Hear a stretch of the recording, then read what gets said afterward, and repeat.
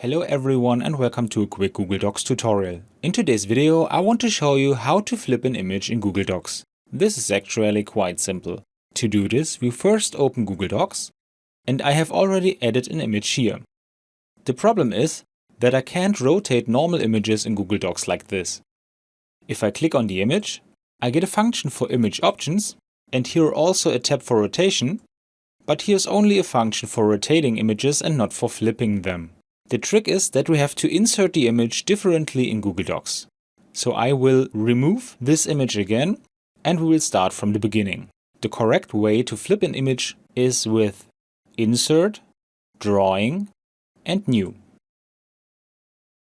Here I click on the image icon and upload my picture.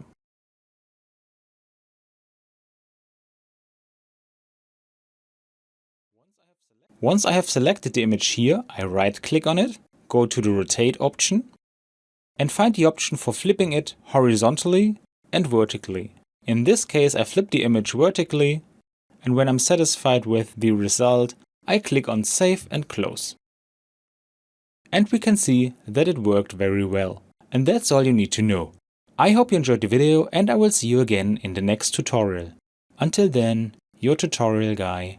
Bye.